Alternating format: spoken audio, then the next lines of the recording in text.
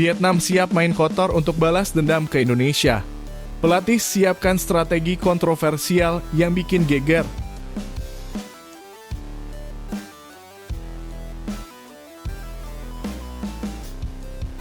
Nova Arianto siap hadapi serangan netizen. Strategi khusus jaga mental timnas U17 dari tragedi Marcelino Ferdinand.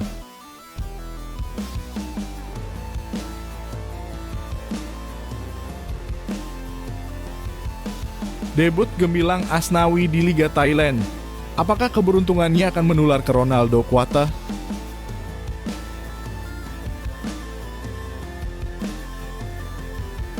PSSI siap hadapi tantangan di CAS. Optimisme tinggi di balik kasus Martin Paes, siapa yang akan menang?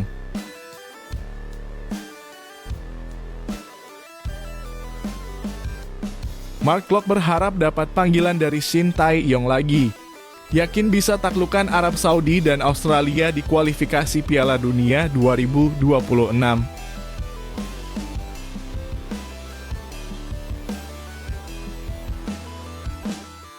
Sebelumnya, jangan lupa subscribe channel ini supaya tidak ketinggalan berita Timnas Indonesia.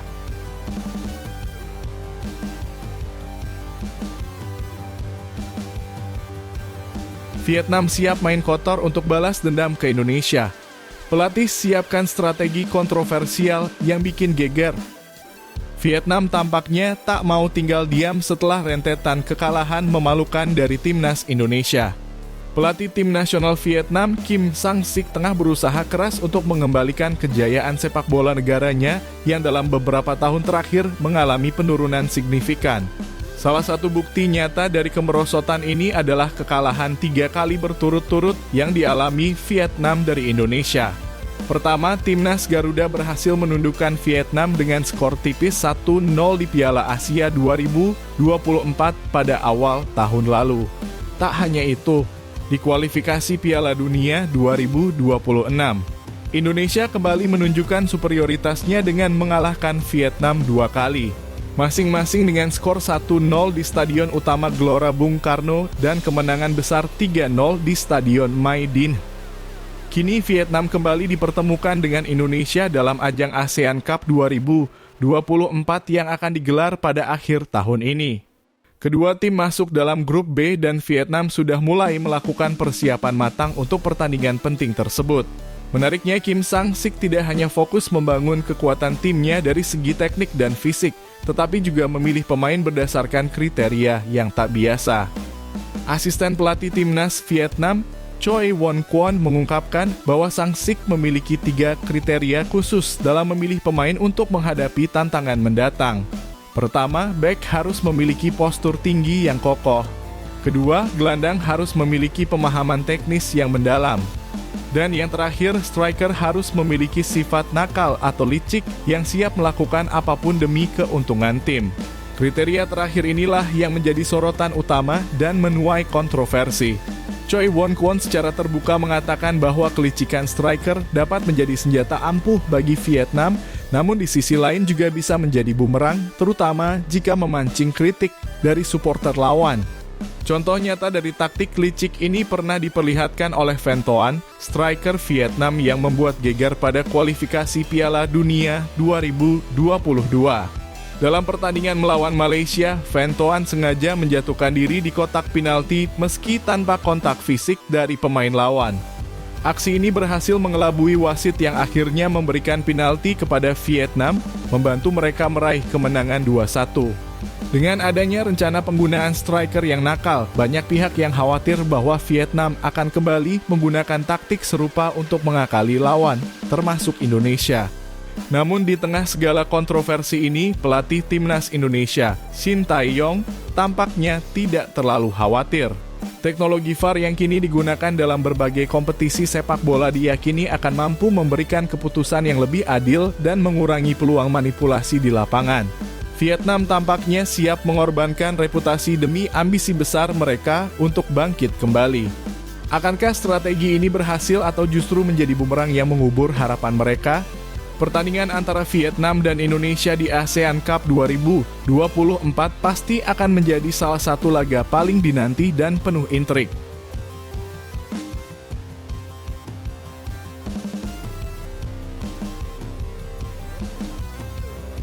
Nova Arianto siap hadapi serangan netizen.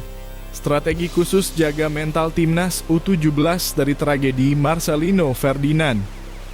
Nova Arianto, pelatih timnas U17 Indonesia, telah menyusun strategi khusus untuk melindungi para pemain mudanya dari dampak buruk media sosial yang semakin merajalela.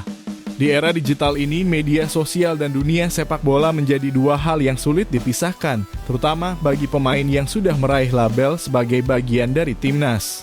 Setiap gerak-gerik mereka di lapangan terus diawasi dan seringkali saat performa tidak memuaskan, para pemain menjadi sasaran hujatan yang tak terbendung dari netizen. Popularitas dan ekspektasi yang tinggi terhadap timnas Indonesia juga membawa dampak yang signifikan terhadap meningkatnya kasus bullying di dunia maya. Nova menyadari hal ini dan dengan tegas menyatakan bahwa dirinya bersama tim pelatih telah mempertimbangkan semua aspek, termasuk pengaruh media sosial terhadap mental para pemain muda. Salah satu langkah preventif yang diambil adalah membatasi penggunaan media sosial oleh para pemain saat berada dalam turnamen resmi. Fokus utama saya di timnas U17 adalah memastikan bahwa media sosial tidak menjadi gangguan bagi para pemain, ungkap Nova. Oleh karena itu, ia memberlakukan aturan ketat yang melarang pemain untuk bebas mengakses media sosial selama turnamen berlangsung. Keputusan ini diambil untuk menjaga konsentrasi pemain, agar mereka bisa fokus sepenuhnya pada permainan dan tidak terpengaruh oleh opini netizen. Nova Arianto juga mengakui bahwa saat pemain tampil baik, pujian akan datang bertubi-tubi. Namun sebaliknya, saat ada kesalahan sekecil apapun, kritikan tajam dari netizen bisa menghancurkan mental pemain muda yang masih rapuh. Saya ingin melindungi mereka dari pujian yang bisa membumbung tinggi, tetapi juga dari kritik pedas yang bisa merusak semangat mereka, lanjutnya. Pelatih berpengalaman ini kemudian mengambil contoh dari pengalaman Marcelino Ferdinand, pemain muda berbakat yang sempat menjadi korban serangan netizen. Marcelino mengalami tekanan besar di Piala Asia U23 2024 dan Playoff Olimpiade 2024. Kala itu Marcelino mendapatkan kritik keras yang mengganggu kepercayaan dirinya, hingga ia tidak berani mengambil keputusan penting di depan gawang, meskipun kesempatan emas berada di depan mata. Alih-alih mengeksekusi peluang dengan menendang langsung, Marcelino memilih untuk mengoper bola karena takut dicap egois oleh netizen. Nova menegaskan bahwa kejadian seperti ini menjadi pelajaran penting bagi timnya. Marcelino sempat dibully di Qatar karena dianggap egois. Saat di Prancis, seharusnya dia bisa langsung menendang bola. Tapi karena takut dicap egois, dia memilih memberikan bola kepada rekan setim, kata Nova, menggambarkan betapa besar pengaruh media sosial terhadap keputusan di lapangan. Untuk menghindari tragedi serupa terulang di timnas U17, Nova memastikan akan menjaga mental dan fokus para pemainnya dengan maksimal. Langkah-langkah pencegahan telah disiapkan dan Nova berharap para pemain bisa tampil dengan percaya diri tanpa terganggu oleh opini publik di media sosial. Timnas U17 Indonesia diharapkan dapat tampil optimal di setiap turnamen yang mereka ikuti tanpa tekanan yang tidak perlu dari luar lapangan.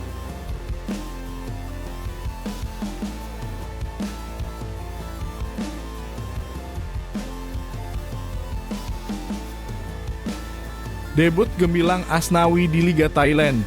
Apakah keberuntungannya akan menular ke Ronaldo Quata? Asnawi Mangkualam mencatatkan debut yang manis di Liga 1 Thailand 2024-2025, memberikan kontribusi penting bagi kemenangan dramatis Port FC dalam laga perdana mereka. Pertandingan yang mempertemukan Port FC dengan Rayong FC di Stadion Rayong Provincial Stadium ini awalnya terlihat tidak berpihak pada Port FC. Tim tamu harus tertinggal lebih dulu setelah Rayong FC mencetak gol melalui aksi David Churva pada menit ke-39, membuat suasana stadion dipenuhi sorakan dukungan bagi tuan rumah. Meskipun Asnawi tidak tampil sebagai starter, perannya dalam pertandingan ini sangatlah krusial. Pemain andalan timnas Indonesia itu baru diberikan kesempatan untuk tampil pada menit ke-80. Ketika pelatih memutuskan untuk menarik keluar Subhanan Burerat dan memberikan kepercayaan kepada Asnawi untuk mengisi posisi bek sayap. Masuknya Asnawi seolah menjadi titik balik bagi Port FC yang sebelumnya tampak kesulitan mengejar ketertinggalan. Keberuntungan seolah mengikuti Asnawi ke dalam lapangan. Tak lama setelah masuk, Port FC berhasil membalikan keadaan dengan mencetak 3 gol dalam kurun waktu kurang dari 10 menit. Sebuah pencapaian luar biasa yang membuat mereka pulang dengan kemenangan meyakinkan 3-1. Gol pertama datang dari Diego Silva yang mencetak gol bunuh diri pada menit ke-85. Momentum terus berlanjut dengan terasak Poe Himai yang menambah 2 gol pada menit ke-89 dan 90+3. Hasil ini tidak hanya memberikan 3 poin berharga bagi Port FC, tetapi juga membawa mereka langsung merangsek ke posisi ketiga dalam klasemen sementara Liga 1 Thailand 2024-2025. Debut Asnawi yang sukses ini tentunya menjadi kabar baik bagi para penggemar sepak bola Indonesia yang berharap bahwa keberhasilan tersebut bisa menjadi inspirasi bagi rekan senegaranya, Ronaldo Kuateh. Ronaldo yang kini berseragam Muangthong United juga akan memulai petualangan baru di Liga 1 Thailand 2024-2025. Sebagai pemain yang berposisi sebagai winger, Ronaldo diharapkan bisa mengikuti jejak Asnawi dalam menciptakan momen-momen penting di lapangan. Muangthong United dijadwalkan untuk menjalani laga pembuka musim mereka melawan Nakhon Ratchasima pada Minggu 11 Agustus 2024. Dengan performa Asnawi yang begitu impresif di laga perdananya, semua mata kini tertuju pada Ronaldo Kuateh yang diharapkan dapat memberikan penampilan yang tidak kalah menakjubkan. Akankah Ronaldo mampu membawa Muangthong United meraih hasil positif, seperti halnya Asnawi bersama Port FC? Pertandingan ini jelas akan menjadi momen yang dinanti-nantikan oleh para penggemar sepak bola di tanah air.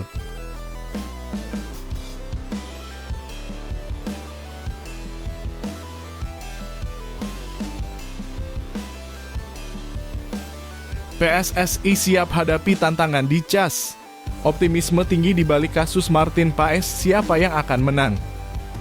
Dalam menghadapi sidang penting di Pengadilan Arbitrase Olahraga CAS terkait kasus perpindahan Federasi Martin Paes, Kementerian Pemuda dan Olahraga Kemenpora menunjukkan keyakinan tinggi bahwa PSSI akan keluar sebagai pemenang. Hamdan Hamadan, tenaga ahli Kemenpora untuk pemain diaspora, dengan tegas menyatakan optimismenya terhadap peluang PSSI dalam memenangkan sidang yang akan digelar pada 18 Agustus 2024 ini. Sidang ini menjadi krusial karena menyangkut masa depan Maarten Paes, seorang penjaga gawang berbakat yang telah resmi menjadi warga negara Indonesia sejak April 2024. Meskipun sudah memiliki status WNI, Martin Paes hingga kini belum dapat membela timnas Indonesia karena terkendala oleh regulasi FIFA. Regulasi yang dimaksud adalah FIFA Artikel 9 Paragraf 2, yang secara tegas menyatakan bahwa seorang pemain tidak boleh melakukan perpindahan federasi jika usianya melebihi 21 tahun saat terakhir kali bermain untuk negara asalnya. Dalam kasus Martin Paes, situasi ini menjadi rumit karena ia tampil untuk timnas U21 Belanda pada 15 November 2020 di kualifikasi Piala Eropa U21 2021. Ketika usianya sudah menginjak 22 tahun. Situasi ini semakin kompleks karena pandemi COVID-19 yang menyebabkan jadwal kualifikasi tersebut tertunda hingga Paes terpaksa bermain di luar batas usia yang ditentukan. PSSI pun tidak tinggal diam dan membawa kasus ini ke CAS untuk mencari keadilan bagi Martin Paes. Hamdan Hamadan menjelaskan bahwa situasi unik yang dialami Paes, di mana ia terpaksa bermain untuk timnas U21 Belanda di usia 22 tahun karena pandemi global, dapat menjadi dasar yang kuat dalam persidangan nanti. Menurutnya, regulasi FIFA juga memberikan ruang untuk pengecualian dalam kondisi-kondisi khusus seperti pandemi global atau bencana alam yang mengakibatkan pemain tidak dapat mematuhi aturan yang berlaku. Kasus Martin Paes merujuk pada regulasi FIFA Artikel 9 Paragraf 2 yang menyatakan bahwa pemain tidak boleh lebih dari usia 21 tahun ketika membela negaranya. Namun Paes bermain untuk timnas U21 Belanda di usia 22 tahun karena adanya penundaan turnamen akibat pandemi COVID-19, jelas Hamdan. Ia menambahkan bahwa UEFA memperbolehkan Paes untuk tetap bermain dalam kondisi force majeure tersebut, dan situasi ini dapat menjadi argumen yang kuat di CAS. Lebih lanjut, Hamdan juga menjelaskan tentang aturan FIFA yang mengizinkan perpindahan kewarganegaraan dan federasi dalam kondisi tertentu, seperti pandemi global, asalkan pemain telah tinggal di negara baru selama minimal 183 hari. Namun dalam situasi luar biasa seperti pandemi, pengecualian dapat diberikan dan hal ini akan menjadi salah satu poin yang diangkat oleh tim hukum PSSI di persidangan nanti. Kemenpora pun menaruh kepercayaan penuh pada PSSI yang akan menurunkan tim hukum terbaiknya dalam sidang CAS nanti. Saya yakin PSSI akan mengerahkan tim hukum yang terbaik dan kita semua harus mendukung agar hasil sidang pada 18 Agustus nanti berjalan lancar, ujar Hamdan. Ia juga menambahkan bahwa kasus ini bukan hanya menyangkut Maarten Paes secara individu, tetapi juga seluruh tim yang terdampak oleh situasi luar biasa akibat pandemi. Menurut Hamdan, meskipun ia bukan ahli hukum, ia melihat bahwa situasi Paes bisa dikategorikan sebagai extraordinary circumstance yang memungkinkan adanya pengecualian terhadap regulasi FIFA. Ketika saya membaca artikel 5 paragraf 5, saya melihat adanya ruang untuk argumen kuat yang mendukung Martin Paes. Ini adalah kasus yang luar biasa dan kita semua harus mendukung upaya PSSI, tambahnya. Dengan keyakinan yang kuat dari Kemenpora dan persiapan matang dari tim hukum PSSI, ada harapan besar bahwa Maarten Paes akan dapat memperkuat timnas Indonesia di masa depan. Kini seluruh mata tertuju pada hasil sidang di CAS yang akan menentukan nasib pemain ini dan masa depan kariernya bersama timnas Garuda.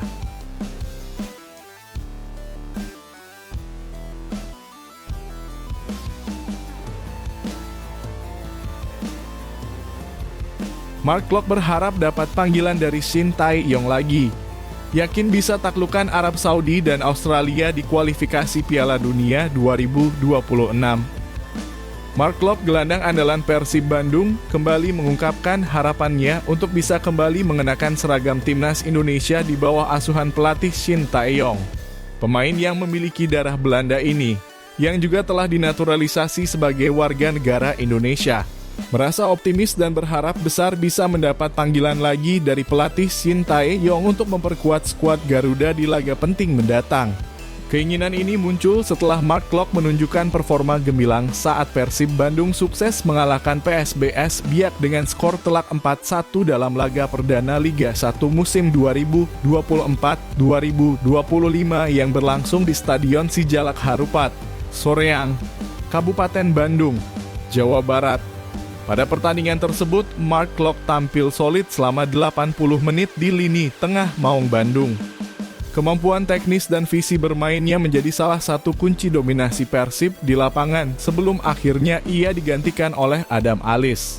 Meski sudah cukup lama tidak mendapat panggilan dari Shin Tae-yong, terutama setelah penampilannya terakhir kali bersama timnas Indonesia di Piala Asia 2023. Klok tetap bersemangat dan penuh harap bisa kembali berkontribusi untuk timnas. Shin Tae-yong sendiri tidak memanggil Mark Klok untuk dua laga terakhir Indonesia di grup F putaran kedua kualifikasi Piala Dunia 2026 zona Asia, di mana Indonesia menghadapi Irak dan Filipina pada bulan Juni 2024. Meski demikian, Klok tetap menunjukkan dedikasinya dengan terus berusaha menampilkan performa terbaik di setiap kesempatan.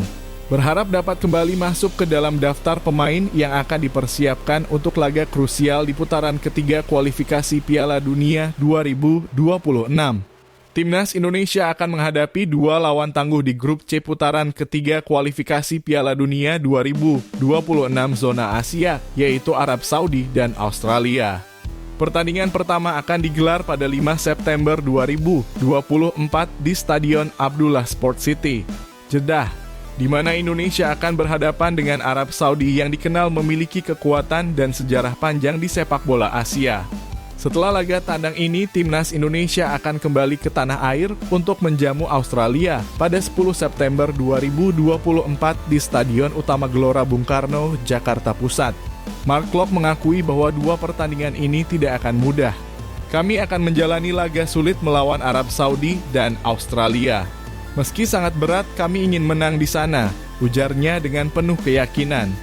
Tantangan besar ini tentu menjadi motivasi tambahan bagi Klok untuk bisa kembali membela timnas Indonesia dan membuktikan bahwa dirinya layak berada di skuad yang dipimpin oleh Shin Tae-yong.